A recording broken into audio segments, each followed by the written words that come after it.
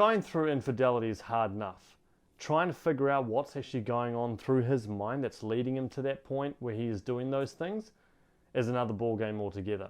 So, in today's video, I'm going to talk you through 6 reasons why he may be cheating on you. And before we dive in, make sure you hit that subscribe button below and click on that bell notification as well, so every week you get access to my latest videos where I talk you through a little bit more about how to save your marriage, what to do if you're on the receiving end of infidelity, and how you can learn a little bit more about male psychology as well. Now, the first reason is what we call the difference between expectation versus reality. When a man is going through his teenage years, maybe early 20s and so on, he may have a vision of what he wants his life to be like. You know, where does he want to be financially in, say, 10 years' time? Does he have certain dreams and aspirations that he wants to have experienced before he may have kids, before he may have got married, and so on? What are those expectations that he's had? What's that blueprint that he's always created in his mind? He would have had an idea in his head where he may have wanted to get to. Problem is, though, is that some individuals may have had this expectation, but their life has panned out in a very different way. And that's not necessarily anyone's fault, it's just the way it's panned out. Now, that can often be really, really difficult for a lot of human beings in general, let alone men. Maybe they didn't understand that, you know, if work isn't done on the actual relationships, that feelings can start to fade. Maybe they're feeling frustrated that they're not able to provide at the level that they wanted to financially. And so what that does is it creates a real void inside of them. Now, to try and fill that void, often men will go elsewhere to make themselves feel special, to feel unique, to feel respected, and all of that stuff that I've talked about in previous videos. They try and do those things. And sometimes, in these instances, all it takes is a little bit of attention from another person. You know, a slight bit of flirtation from another woman. Maybe they've built a bit of a connection and a bond at work, and, you know, there's something exciting about it, and it gives them different emotions, different feelings to what they have on a day-to-day basis. And then that can lead them to doing those things.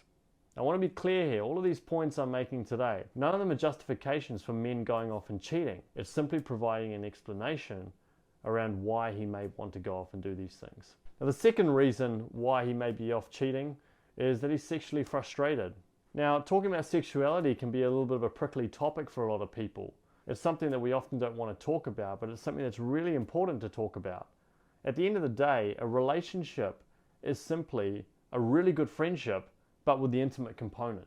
And hence, intimacy is very important. Now, intimacy can be many forms. It can be, you know, you can cuddle up and so on. And then there is obviously the actual act of sex. But it's important in relationships to really understand the reasons why sexual activity isn't actually occurring a lot. What I often see happening as well is that the female partner may withhold sex from time to time because she's not actually feeling her love tank being filled from an emotional perspective. Now, am I saying here that you should just put out and have sex even if you don't want to? Of course not. But all we're trying to understand is what can we do collectively to ensure each other's needs are being met?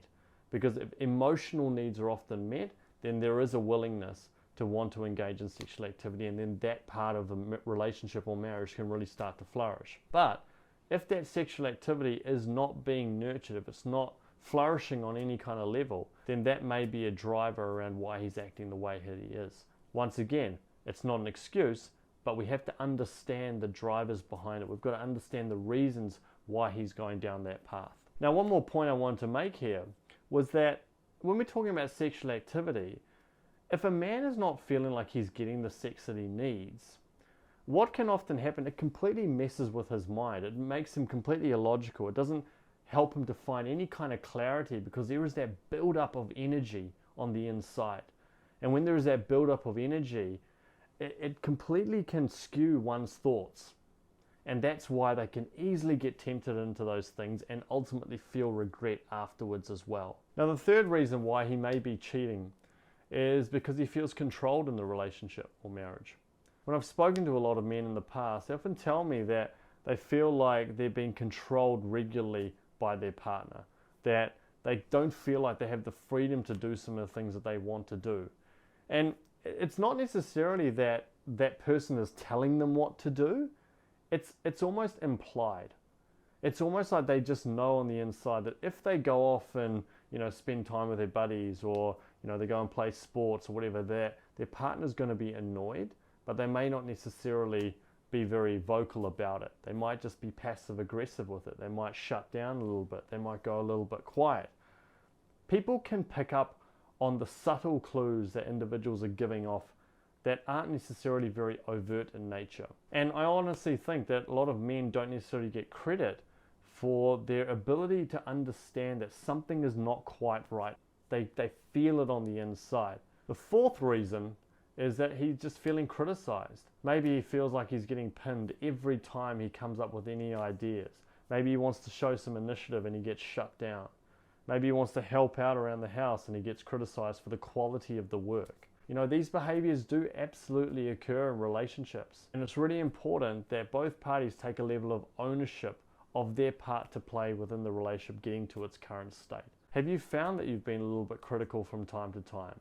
Have you found that he's tended to shut down whenever there's any feedback provided or anything like that?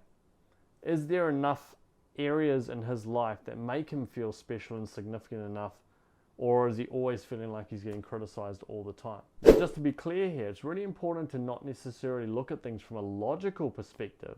It's about stepping into that person's shoes and understanding what they may be going through emotionally. Because we all know when we are emotional, things can get magnified a lot.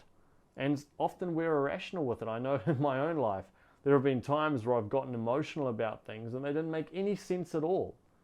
But that's what happens when individuals are wounded sometimes. Now, the fifth reason is this feeling of inadequacy. See, one of the greatest fears that we all have as human beings is this feeling that we're just not good enough. And this can come from childhood. This can come from various other experiences that we may have had over the years where we didn't quite meet the mark. And so we created a belief. We created a belief that maybe we're not good enough, we're not smart enough, we're not pretty enough. There's so many areas that we can feel like that. And often what happens is people go into relationships and those fears are magnified even more. The partner may not feel happy, and so suddenly the man is then in this situation where, he's like, no matter what I do, I can't make her happy. I don't know what it is. I don't know what to do. I just can't seem to make any progress with her at all. No matter what I do, no matter whatever decisions I make, I always muck it up. So I feel like I'm useless. Well, what does the man do in that situation? Well, sometimes that can be where he interacts with another woman, whether it be through work or some other area of his life, that makes him feel special and unique, even if it's just for a short period of time. And it's easy to get hooked into that quote-unquote drug.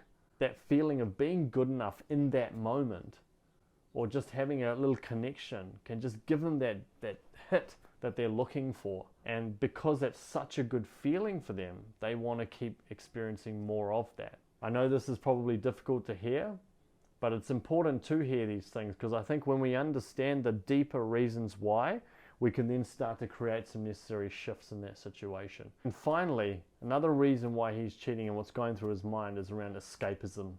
See, as human beings, if we look at any area of our lives, when we are presented with something uncomfortable, what's our natural instinct? It's often to run. We get into fight, flight, or freeze mode. And for a lot of people, that is to run.